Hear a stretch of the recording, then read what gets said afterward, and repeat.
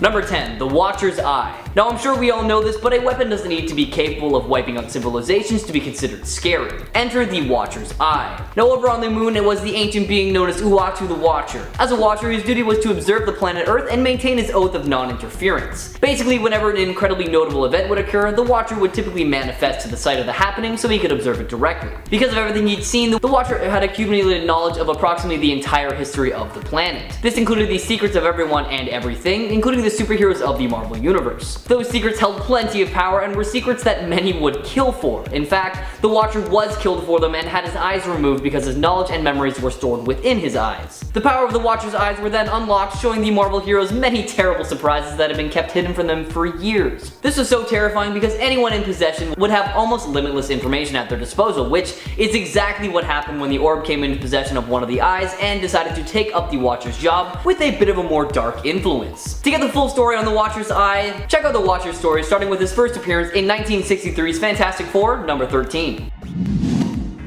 Number 9. The Phoenix Gun.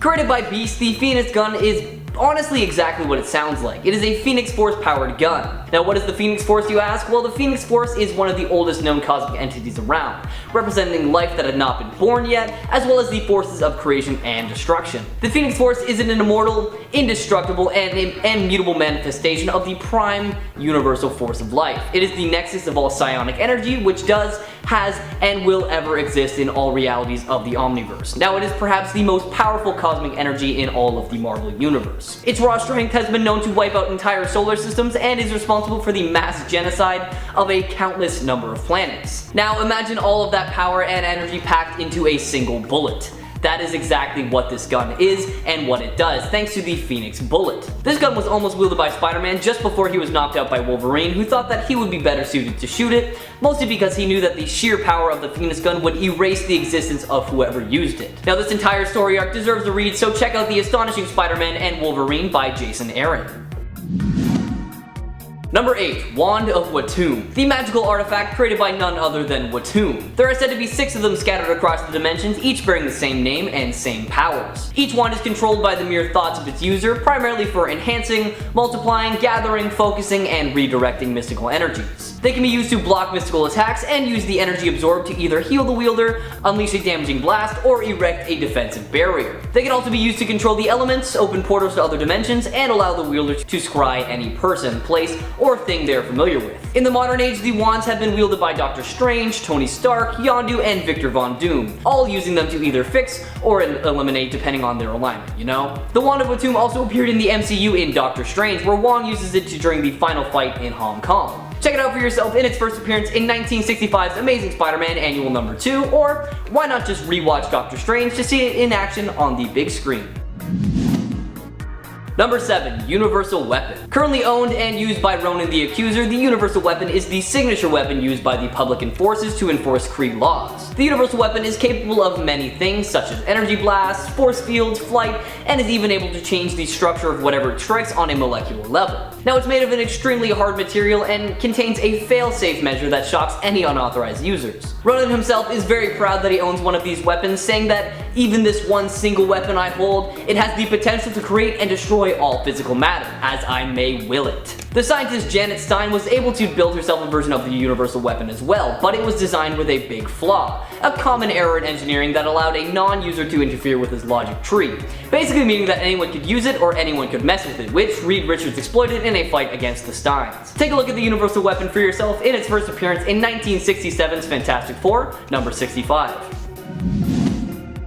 Number 6. Magic Soul Sword. The Soul Sword was created by Ileana Rasputina during the period in which she was trapped in a limbo dimension ruled by Belasco. She magically caused her own life force energy to manifest before her, and once this happened, she cast her hand into the Eldritch energy and drew from it the Soul Sword, a rather simple looking blade at first. However, it began to develop intricate designs and forms the more Ileana used it, also becoming more powerful with each use. You can use it as a physical weapon if you want, but its main use is to disrupt magical spells and beings, usually permanently. It was accompanied by armor covering magic left shoulder, chest, and arm as well. Control of the Soul Sword seems to guarantee mastery over Limbo, but its full power could only be accessed by magic herself. Its full arsenal of powers includes the ability to strike mainly the supernatural and ethereal, spell breaking and countering, armor and weapon summoning, and augmentation magic.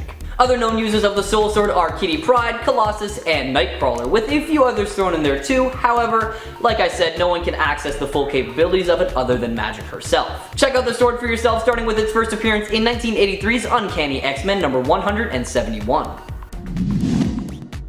Number 5. The Crimson Gem of Cytorak. Many millennia ago, the Octessens, the 8 mighty beings of magical power, found themselves arguing about who was the strongest. Attempting to end the debate, they made a wager that would be known as the Wager of Octessens, where they each put a fragment of their impressive power into a totem and established that the first mortal to come into contact with each being's respective item would turn into an exemplar and become the living embodiment of that power. Cytorak created his gem, but he cheated in the wager. He opted to make avatars before the wager went underway, and his avatar was none other than Cain Marko. Transforming into the Juggernaut, Cain Marko became one of the strongest villains on Earth. However, the gem works for anyone who touches it, turning an individual into an unstoppable force. Yet for all the power someone acquires when they become the Juggernaut, it's only a fraction of Cytorak's might. That might sound like a bit of a letdown, but it has been stated that if used differently, the tiny bit of power that the gem bequeaths is enough to control the fabric of the universe. Still, with that tiny fraction of power, Juggernaut is basically indestructible, with the only thing that's really able to harm him being psychic or telepathic powers. Check out this gem for yourself in its first appearance in 1965's X-Men number 12.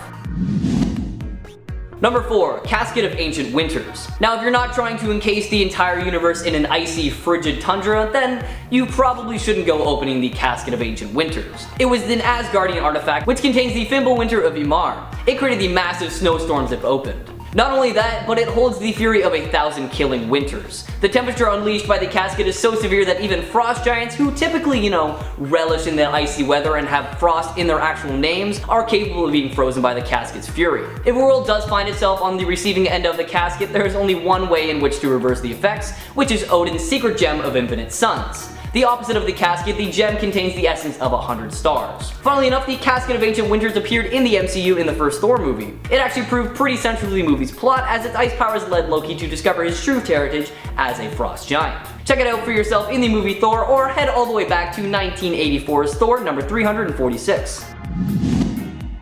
Number 3. The Star Brand. The asteroid bearing the power of the Star Brand was called to Earth 66 million years ago before the present day, with the impact causing a mass extinction that wiped out the majority of life on the planet, including the dinosaurs. The Star Brand then transferred itself to a lasting T-Rex, which used its power to defend the planet from those who would threaten it. It did take a little bit, but the T-Rex eventually perished and a mystical oasis called the Garden grew over its resting place. 65 million years later, the Garden was destroyed when the Star Brand claimed the prehistoric human Vin as its second host. Eventually, the hero Quasar came to the new universe while lost in a trek through alternate realities. Ken Connell had passed the brand onto a US Air Force pilot who Quasar found and convinced to give him the brand. He used his power to return to Earth 616, but he accidentally brought Earth 148,611 with him. Skip ahead a tiny bit, and after a conflict between warring factions vying for control of the brand, the Living Tribunal declared the brand to be a threat to the universal order. He then sealed that Earth off behind an impenetrable barrier so that the brand could never interact with the rest of the universe. This is a power that you should definitely check out for yourself, because not seeing in action doesn't do it any justice, so check out 1986's Star Brand, number 1.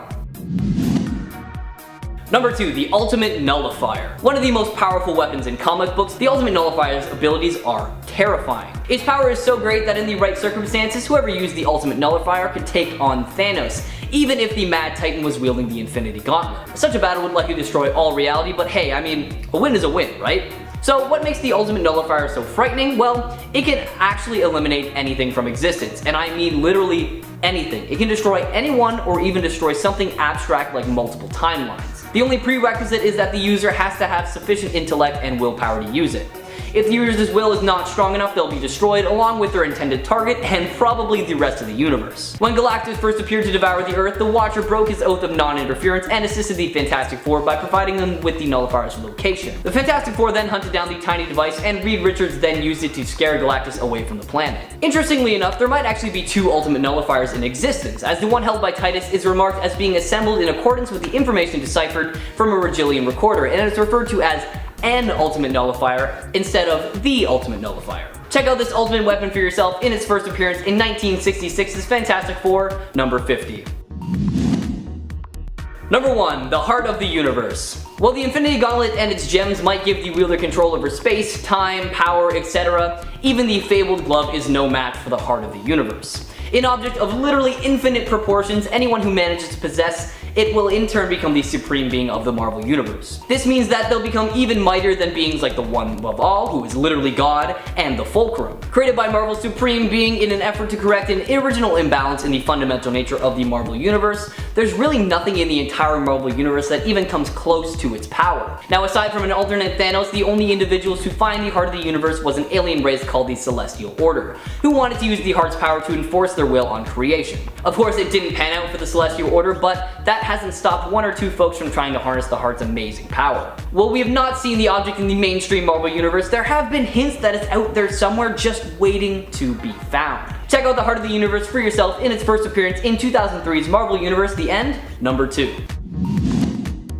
Number 10. The Black Vortex. Created by the Celestial known as Godhead, the Black Vortex is a somewhat sentient mirror-like object that shows an individual what they would look like with their cosmic potential unleashed, and then after they say, "I submit to the Black Vortex," the individual is given that power. It's also capable of taking that power away, but that doesn't happen too often. Historically, Gara was the first Vescardi to submit to the power of the Vortex, and 1 year later, after a terrible war, they were left with the only surviving member of their race. Fast forward 12 billion years, then we see the Vortex in Mr. Knife's possession. However, it's been tossed around so many times since its creation that it is tough to pinpoint exactly where it is half the time. Like, seriously, it's gone from Mr. Knife to the Guardians of the Galaxy to Ronin, back to the Guardians of the Galaxy to the X-Men to Captain Marvel. It's just nuts. Other known characters who have used the power of the Black Vortex are the Slaughter Lords, Gamora, Groot, Kitty Pryde, and Ronan the Accuser. However, Groot had his powers taken away from him, which left him with a slightly altered appearance from then on. Why not check out this cosmic power unleasher for yourself in its first appearance in 2015's Legendary Star-Lord, number 5.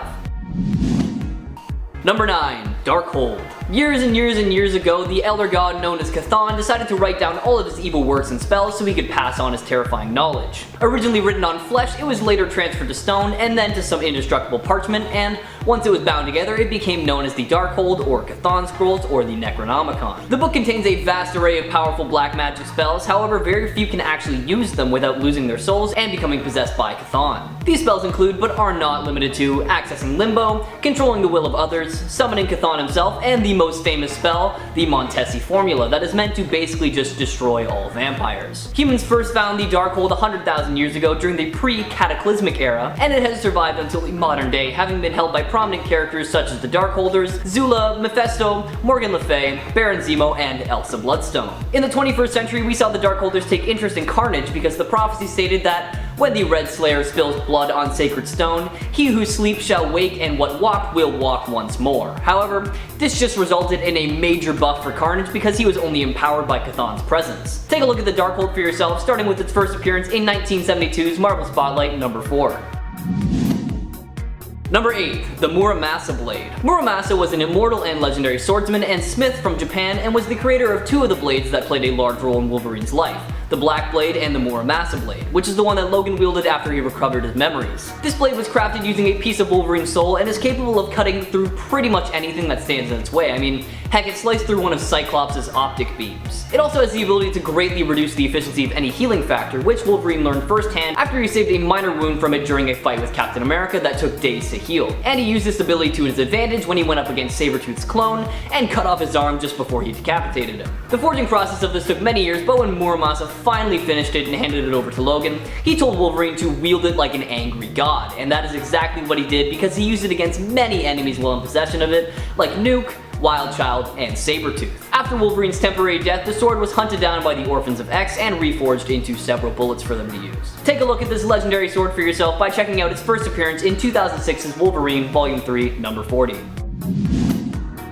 Number 7. Tactagon. Classified as an Omega level weapon, the Tactagon is a gauntlet-like weapon that bonds to its host. Disconnected from its original host in a battle many years ago, the Tactagon fell to Earth, landing in San Francisco, and found Violet Lightner, who it attached itself to and granted her immense power. Able to transform into the perfect weapon needed to defeat an opponent, and able to immediately figure out an opponent's weakness, the Tactagon helped her become the hero known as Armory, and this gave her the power needed to defeat Ultimo. Violet was stripped of the Tactagon not too long after because she couldn't control the power and accidentally killed MVP during training. And the next host actually ended up becoming a clone of MVP known as KIA. This also didn't last long because KIA couldn't really control the power either, and the more he fought against it, the more it held on to him. Thankfully, the Tactagon was eventually removed from his body, and Tony Stark took it away to a secret location so that it could cause no more damage. Making its first appearance in 2007's Avengers The Initiative #1, check out this alien weapon for yourself and let me know your thoughts on it. Number 6. The Mandarin's 10 Rings. Remaker, Influence, Spin, Spectrum, Nightbringer, Daemonic, Incandescence, Lightning, Zero, and the Liar, aka the 10 rings created by the McLuhan technology that found their way to Earth via the McLuhan explorer Axon Carr. The Mandarin discovered the alien in a ship and became obsessed with the rings, so much so that he killed Carr and just took them for himself. Each ring contains the soul of a long-dead legendary cosmic warrior trapped in a phantasmal state, and they grant the wielder some pretty crazy powers. The Remaker allows the Mandarin to manipulate the atomic and molecular structures of matter. The Influence allows the Mandarin to generate and project various beams of concussive force. The Spin causes the air to move about at a high speed in a vortex. The Spectral allows the Mandarin to project a beam of energy capable of destroying the bonds between the atoms and molecules. The Nightbringer allows him to create an area of darkness using dark energy. The Daemonic allows him to generate and manipulate various forms of electromagnetic energy. The Incandescence ring allows the Mandarin to project blasts of infrared to produce flame or ignite combustible materials. The Lightning ring allows the Mandarin to project blasts of electrical energy. Zero allows him to project waves of intense cold and ice, and the Liar magnifies the Mandarin's psionic energies, allowing him to mentally manipulate the thoughts and actions of others. Upon putting all the rings on at once, the Mandarin was flooded with thoughts of reviving the Cosmic Warriors, and many years later he actually attempted to do so. However, he never actually succeeded, and then, after his death, the rings were placed under S.H.I.E.L.'s watchful eye. Check out these rings for yourself in 1964's Tales of Suspense #50. Number 5. The Odin Sword. This is a bit of a broad term considering that there are actually 3 swords that go by this name, so let's spend a little bit of time on each, shall we? The first is the Oversword of Asgard, a giant sword that if ever unsheathed means the end of the world was at hand. Over the years, several enemies of Asgard attempted to draw the Odin Sword to destroy Asgard, including Mangog, and Odin actually used the sword as a weapon for the Destroyer armor after it absorbed the souls of all of Asgard. Despite its immense power though, it was actually ineffective against all of the Celestials, which was proven when Thor threw it against Arishem the Judge's chest, and it did absolutely nothing. The second Odin Sword was Ragnarok, aka the end of all things, the sword given to Thor during the Serpent's War, which Odin stated to be the only weapon capable of defeating Kull. The third and final one isn't actually an officially confirmed Odin Sword, but it is assumed to be one. It appeared in the World Eater storyline where Thor used the giant sword to cut through space and time of the World Tree. Check out these crazy powerful swords for yourself, starting with the first appearance of them in 1965's Journey into the Mystery. Number 4. Necro Swords. The Necro Swords are bladed weapons, obviously, that are formed out of the living abyss, though they usually manifest as a separate object as opposed to covering a portion of the wielder's body like most of the symbiotes do. It's not super clear if all symbiotes can take on the form of a Necro Sword or if there are specific guidelines they have to meet. There are a few versions of these terrifying blades out there. The strongest and scariest in my opinion is the all-black Necro Sword, a massive double-headed sword capable of cleaving through the stars that was created by Null from the first symbiote All Black. This Necro Sword was also wielded by Gore the God Butcher after he witnessed a fight between Null and another god, and he used it to travel the universe killing any and every god he could find. Other non-godly beings have been able to manifest Necro Swords, as Malekith, Conan the Barbarian, and Eddie Brock have all created their own as well. The Necro Sword has even made its way into the MCU, as Hela in Thor Ragnarok was able to conjure many Necro Swords in her battle with Thor. While you're reading the comics from now on, why not keep an eye out for some other Necro Sword appearances? Number 3. Cosmic Cube. Another weapon classified as an Omega class weapon, the Cosmic Cube is an item that can control matter and energy, answering to the will of the sentient beings that use them. They require practice to be used properly, but a skillful user can alter all reality to answer to its thoughts, granting anything that they desire. In order to create a Cosmic Cube, the person must first generate a force field to open a rift to another dimension that's inhabited by the Beyonders, allowing the extra dimensional energy to filter through the rift. When entering the Earth's dimension, the energies end up being held in some sort of matrix, and the force itself is what shapes the matrix into a perfect cube and provides the cube with its almost unlimited power. Like I kinda glossed over before, the Cosmic Cube's main power is answering to the will of a person, or, put simply, wish-making. The Cosmic Cube cannot affect souls, and given the Beyonder's inability to affect time, we can presume that the cubes cannot affect time, as the cubes possess only a fraction of the Beyonder's dimension's power. After extended use, a Cosmic Cube will develop its own intelligence, often influenced by the user at the time, and will get to a point where they choose how they want to be used and can deny certain wishes if they think they don't like them. There have been many wishes granted by the Cosmic Cube, the most notable being the ones made by Reed Richards, and of course Thanos, who used the power to become one with the universe. Check out the Cosmic Cube for yourself, starting with its first appearance all the way back in 1966's Tales of Suspense, number 79. Number 2, the Infinity Gauntlet. The Infinity Gauntlet. Now I have very mixed feelings about this one because on one hand, it is literally the most powerful object in the Marvel Universe, which is super sick, but it makes me sad because it just makes me think of Avengers, Infinity War, and Endgame. Now I imagine we're all familiar with this weapon because its prevalence in recent years, but if you're not, don't worry, I'll give you the rundown. By itself, the Infinity Gauntlet isn't much to talk about, but once combined with the time, space, soul, reality, power, and mind gems, aka the Infinity Stones, it becomes an all-powerful force that few can put a stop to. It can do pretty much anything the user requests of it, which is terrifying if you think about it. Thanos first used the power of the Infinity Gauntlet in hopes of appeasing his love, death, and with the infamous snap, he used it to get rid of half of the population of the entire universe. Adam Warlock was the next wielder of the gauntlet, using it against Magus. However, Warlock was smart enough to replace one of the gems with a fake, which created a massive gap in Magus' powers when he came into possession of the gauntlet. Other known users of the Infinity Gauntlet are Mr. Fantastic, Nebula, Captain America, and of course, Robert Downey Jr., Iron Man. I would also just like to point out that in Peter Porker's universe, Earth 8311, Thanos uses a variant of the gauntlet called the Infinity Goatlet. Check out this all-powerful weapon for yourself, starting with its first appearance in 1990's Silver Surfer, Volume 3, number 44. Number 1, Staff of One. A magical staff so powerful that it is stated to have had the likes of Dormammu tremble, and that's saying something because have you seen him? The staff was formed after Tokiko Minoru bested the magical entity known as the One with a thrall army twice the size of the One's. After her victory, she presented the One with a choice: to die or to become her sword. He chose the latter and became the Staff of One. The staff was passed through generations, and Tina Minoru receives the Staff of One from Judy Minoru, who gave a speech about the rules and conditions and basically just a TLDR of using the staff like it had been done across the centuries. The current user of the staff is Nico Minoru, who is actually very proficient with it, and with its power she has gone up against the likes of the Upward Path, Arcade, the Witchbreaker, and more, and has come out on top each time. Now I won't bore you by telling every incantation that the Staff of One is capable of because we would literally be here 4 hours, so I'll just go over a few. Forget was used to erase Jeffrey Wilder's memories. Guess what? My spells do work against you was used so that her spells would actually work against the Gibborim. And Hulk Smash was used to send She-Hulk into a Berserker type rage. Now what makes this weapon so powerful and scary is that it seems it can be used for literally anything and everything. So, see if you agree with me by checking out its first appearance in 2003's Runaways number 4. Kicking off the list at number 10, we have The Casket of Ancient Winters. This one made its comic book debut in Thor issue 346, and it made it to the big screen in 2011 in the Marvel Cinematic Universe, Thor 1, or just Thor, I guess. Thor sounds weird by itself. It's a relic that doubled down as a deadly weapon. Belonging to the Frost Giants, it has the ability to unleash the fury of 1,000 killing winters. And it contains the Imbolwinter of Ymir, the most powerful ice giant of them all. So you open this thing and you better be ready for quite a rush. I mean, Surtur once used this artifact in an attempt to end Thor's life. Now this artifact is known for its power, so Thor took that back right quick and guarded it. Nobody should be touching this thing or opening it, in whatever case. But of course, there's more than one set of eyes on this thing. Next, it was taken by the dark elf Yargfelm, but before the dude even had the chance to use it, Malekith took it and attacked Asgard with it. It took all of Heimdall's strength to break through the ice when Loki used the casket on him in Thor 1. Wow, that sounds pretty cold and painful. I already live in Canada, so I want no part of that. And before we continue on with this list, guys, if you want to go ahead and give us a thumbs up, that would be great. Those likes really do a wonder for our channel. Thank you so much for your support. Now let's get right back into this list of magical Marvel weapons. Number 9, the Crimson Gem of Cyttorak. This bright red gem made its debut in X-Men issue 12 back in 1965. It's actually the key behind Cain Marko becoming the Juggernaut, who also made his first appearance in that same issue. It shows Cain and Charles Xavier when they were serving together in the same unit, but when Cain went under fire, he ran off to take cover in a nearby cave. The cave was in fact the Lost Temple of Cyttorak,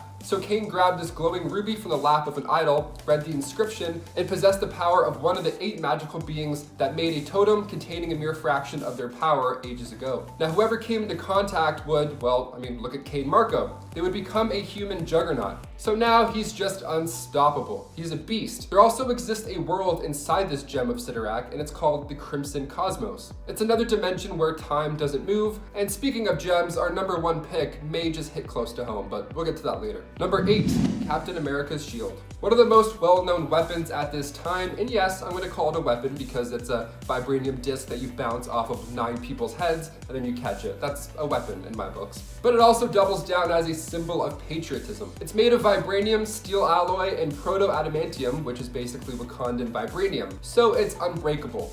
Most of the time. It first appeared in Captain America Comics issue 2, and it was created by Dr. Myron McLean. He was asked by the government to make an impenetrable substance for tanks. Now this was during World War II, so it made sense. So he tried to make this alloy as strong as adamantine, which was the same material that made up Hercules' golden mace. Now eventually it became a disc, and eventually it became a shield that Captain America was given in issue 255. The shield was passed down to Sam from Steve at the end of Avengers Endgame, and now we're seeing the length that some will go for that disc. Number 7, All Black, the Necrosword. The first symbiote was manifested from the shadow of the evil deity Null, and brought together using the power of a celestial, a sword made of living darkness. In King in Black, Return of the Valkyrie issue 2, All Black became tethered to the corpse of a celestial's body, the head became the mining city Nowhere, and the body was turned into the world of the dead. So this dark afterlife, a home for all the souls that the Necrosword has taken. Just a Tim Burton hotel of scariness. So when Gore bonded with the All Black, he lived for over 3,000 years. So it keeps you young. Maybe that's Paul Rudd's secret this whole time. It's super powerful as well. If you think you can just throw the Necrosword into the sun and have it devoured and call it a day, you're horribly mistaken. It would just consume the star. There's another weapon as well that was just introduced in King in Black, but again, I'll mention that later on in the list. Number 6, the Cosmic Cube. Despite the fact that Thanos breaks this to pieces with his bare hands in the opening of Infinity War, the Cosmic Cube is among one of the most powerful items in Marvel Comics. Thanos is just that strong. It appeared first in Tales of Suspense issue 79. It can control matter and energy, of course being controlled by whomever can wield it. Now there are objects in Marvel Comics that look the same, and they're called cosmic containment units, so maybe that's why Thanos could break it to access the Mind Stone. That's our excuse. That, and you had that raw dad strength, that helped too. In Captain Marvel issue 31, Thanos used the Cosmic Cube to become one with the universe, and this allowed him to take on Kronos. They have a straight up mind war, both of them diving into each other's subconscious, trying to break their soul. It was just a staring contest of the cosmos. Number 5, Mjolnir. What is the name of Thor's hammer? Mjolnir? Jonathan?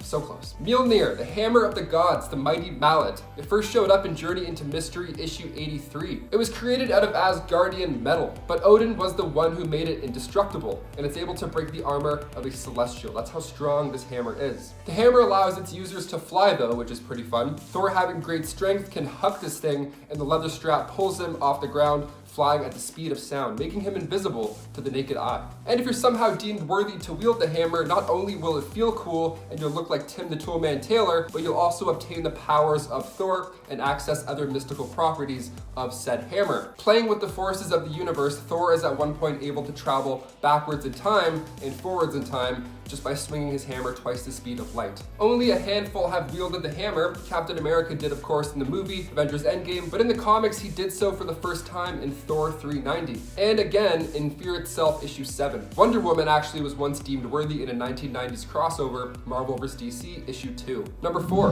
the Darkhold. At the very end of Marvel's WandaVision, we see Wanda tucked away safely in the woods, studying this book, studying the Darkhold, the Book of the Damned. But what exactly is this thing? Why is Wanda studying it? And are we screwed? Probably. The Darkhold first appeared in comics in Marvel Spotlight issue 4. The elder god Chthon fled Earth billions of years ago, but before he left, he wrote down all of his evil spells into this indestructible book at a chamber called the Dark Hold inside Mount Wundagore. But if you think you can just read these scrolls and make a fireworks show, you're mistaken, not without becoming possessed by Cthon first. Number 3, Kang's time chair. Who would have thought that a chair would make this list? Now, of course, this chair was created by Kang the Conqueror, so he can go anywhere in space and time, all while getting a back massage. How lovely. It appeared for the first time in Avengers issue 8. And even Thor finds his confidence disturbing. The guy's just hanging out, laying back like he's on a beanbag chair, just chilling. He's just straight chilling up while the Avengers are attacking him. But he's fine. Why is he fine? Because this chair has got his back. It's equipped with an advanced laser defense system, a force field, and probably a cup holder. Kang used the chair to explore Captain America's World War II time, and then once it was actually taken over by Iron Man, where he revealed to Kang that his 41st century tech is based off of Stark's 21st century tech. We love time tech, doesn't hurt the brain at all. Number 2, Venom's new axe. Spoilers coming ahead for King in Black. Now, you've been warned, you had like 3 seconds, come on. When it comes to the King in Black, you're gonna need a pretty powerful weapon to make a dent. The Avengers rush in and Venom drops down. No need guys, we got this, he says. Eddie summons Mjolnir and merges it together with the Silver Surfer's board, so now we get this epic weapon. One of the mightiest axes to ever be made. Even Cyclops has no idea what he just saw, like the rest of us. Eddie Brock escaped Null's God Hive and bonded with the Enigma Force, the All-Powers. And Thor's hammer already did a number on his jaw in King in Black issue 3, but combined with the board, it's even more magnificent and pretty unstoppable. And finally, coming in at number 1, you guessed it, the Infinity Gauntlet with stones. Perhaps one of the more common Marvel weapons at this point, it made its first dazzling appearance in Silver Surfer Volume 3, issue 44, back in the 90s. It holds the 6 Infinity Stones, being soul, mind, power, time, reality, and space. But it wasn't until 1991, until the end of that issue, until readers saw what this Glove of Destiny is really capable of. So just like we saw on the big screen in 2018, the Gauntlet and the Stones allow Thanos to snap away half of the life in all of the universe. And if that doesn't cut it and somehow the Avengers come snooping around, we see another creative use with this gauntlet. See, in part 4 of the Infinity Gauntlet, Thanos at one point weakens himself using the stones because he just wants to take on the Avengers in a more fair fight. That's how confident he is with his gauntlet. He just wants to impress death. I mean, it's pretty creative and brutal how the Mad Titan uses the gauntlet. I mean, Cyclops gets his head stuck in a clear block of force, Vision gets his insides ripped out, and he uses the gauntlet to keep Nebula the opposite of healthy for most of this event. So many magical weapons. Wow, okay, if I had to pick one of those, I think I'd probably pick the gauntlet. Even without the stones, it would just be a flashy, cool accessory. I don't know, I'm into the fingerless gloves or gauntlets, I'm into both. Starting us off in at number 10, Arm Fall Off Boy and his limbs, actually. Okay, so let's begin our list with something rather silly. Arm Fall Off Boy, a Silver Age character, whose weapons consist of, I shit you not, his limbs. His whole shtick is that he can remove his limbs and use them as blunt objects in battle. So yeah, like removing your arm and then beating up a person with it. The character, who was a member of the Legion of Superheroes, was granted this power when he was exposed to element 152, an anti-gravity metal, or at least that is what he claimed gave him his powers. He can detach or reattach his own limbs and then use them in combat as blunt weapons, so essentially he can beat the crap out of someone with his own arm or leg or whatever else. I wonder what kind of bruising this dude has to deal with. Imagine taking off your own arm and slapping someone with it. I mean, that's gotta sustain some damage, right? Moving on to number 9, Spider-Man's anti-magnetic inverter. This device was used by the web-slinger against the Vulture, whose wings at the time were made of a magnetic mechanism. So, how better to take him out than inventing a gadget that disrupts the one thing that the Vulture uses to his advantage in battle? The anti-magnetic inverter, which looks like Spidey tore off the top of a tiny microphone and painted it, would nullify Vulture's wings, making him fall out of the air, despite when Spider-Man first used it, he was holding on to Spidey at the time, up in the sky. I mean, he would just web away. For whatever reason though, it never really became a more commonly used gadget of Peter's after its debut in Amazing Spider-Man issue 2 from 1963, although it did make an appearance after Vulture escaped prison, with it no longer counteracting the villain's wings. It also made another small appearance when Spidey fought against Clash, Extremist, and a decade later when it was brought up in an interview that Peter had with Horizon Labs, toting the object as a tool he invented to disrupt magnetic harnesses. I mean, if you have it, use it, right? Get that job. Impress. And at number 8, Green Arrow's chili. Oh, weapon or culinary feats? We can't help but wonder if Green Arrow all over Queen's famous chili falls under both of those categories. Okay.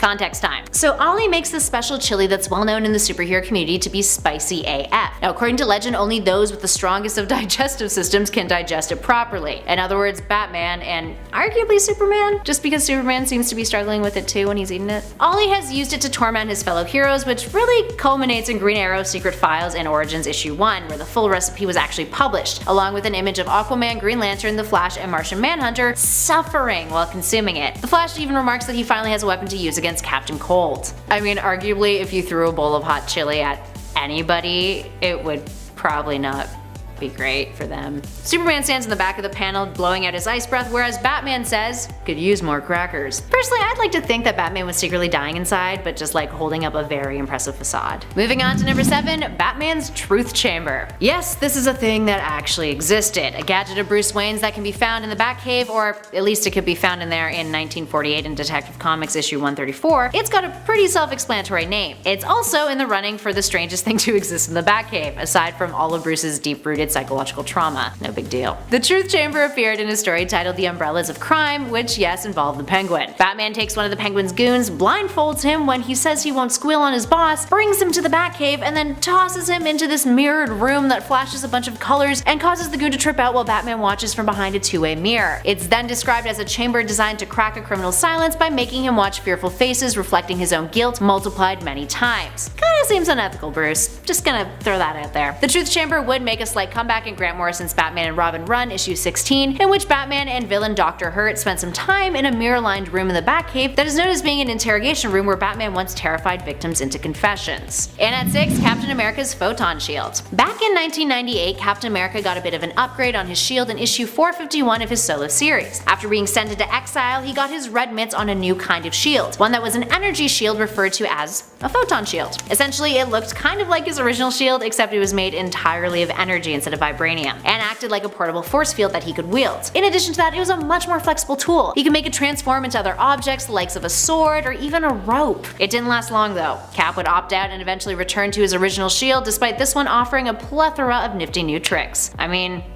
don't fix it if it ain't broke, right? And at number 5, the Ultimate Nullifier. We can't have a list of insane weapons without including the Ultimate Nullifier. And if you're wondering why this tiny but wildly destructive weapon doesn't land higher up on this list, it is because many of you likely have heard about this nifty little gadget in the past, and we're here to teach. So for those of you scratching your heads right now, what exactly is the Ultimate Nullifier? Well, described as the universe's most devastating weapon, it is a device that can completely eviscerate any target that the wielder chooses. It goes against the law of conservation of mass, and if the wielder doesn't have a powerful enough mind, it can destroy the individual attempting to use it. It requires an extreme amount of concentration, knowledge, and the proper mindset, and it is capable of obliterating entire realities and timelines. It can nullify a multiverse. Yikes. So it was eventually revealed to be an aspect of Galactus, which is why the World Destroyer feared it so much when the Fantastic Four busted it out in 1966 Fantastic Four issue 50. Also, it's worth noting that there have been 2 Ultimate Nullifiers kicking around the Marvel Universe over the years. The first is distinguished as the Ultimate Nullifier, whereas the second is an Ultimate Nullifier. Whether or not they are one and the same is a little debatable. The one owned by the character Titus is noted as having been assembled in accordance with the information deciphered from a Regalian recorder. So,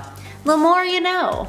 Moving on to something a little disgusting, and at number 4, Dog Welder's Welded Dogs. Ugh, Dog Welder. If you're unfamiliar with this character, here's the gist of him. He is a vigilante who fought with DC's Section 8 team and spent most of his free time trapping and killing dogs in alleyways. Yeah. Not really much of a hero now, is he? What's worse is that his MO was welding those deceased dogs that he murdered to the faces of his victims.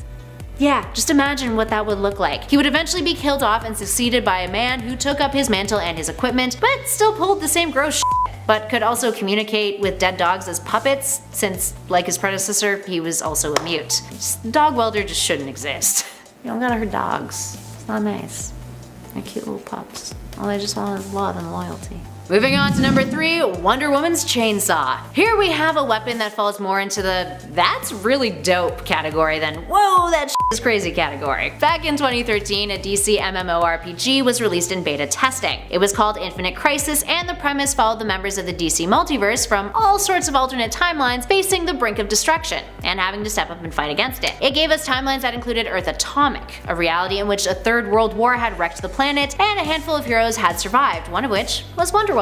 This Wonder Woman introduced in the game wielded a pretty cool weapon, the Chainsaw of Justice, a powerful melee weapon that let her chop through her foes like they were butter. She would operate as a melee assassin on her missions of trying to restore peace after the fallout of the nuclear firestorms. Now, unfortunately, the game was shut down in 2015, but there are still videos online featuring Wonder Woman and her chainsaw of justice in all of their glory. And at number 2, the Encephalo-Gun. Here we have another piece of tech that the Fantastic Four have utilized in the past, the Encephalo-Gun. Created by Mr. Fantastic, this silly looking device was part of a ploy to have a mental duel with Dr. Doom, and its one and only appearance in Fantastic Four Annual Issue 2 from 1964. Now the gun has the ability to harness the mental energies of those operating it, with it sending the weaker of the two individuals into a limbo dimension where apparently there's no escape. When Doom and Reed use this device to have a mental duel, Doom thinks he's won when he sees Mr. Fantastic fade from sight. But then it's revealed that Reed drugged Doom, causing him to hallucinate and believe that he had won. This had led some comic historians to believe that the weapon might actually be a hoax created by Reed, a harmless prop that he built just to mess with Doom. And considering it was never brought up again, it kinda makes sense. What do you guys think? Was it a hoax or was it like a real weapon that for whatever reason just didn't end up working? Give us a shout in those comments below and let us know your thoughts. Personally, I think it was a hoax. And finally, in at number 1, the most insane weapon of them all, arguably, Batman's shark repellent. Also more commonly referred to as the Cape Crusaders shark spray, this gem comes from the 1966 Batman live-action film based on the television series starring Adam West as the titular character. Now in case you haven't had the pleasure of seeing this weapon in action, get ready. You're in for a treat.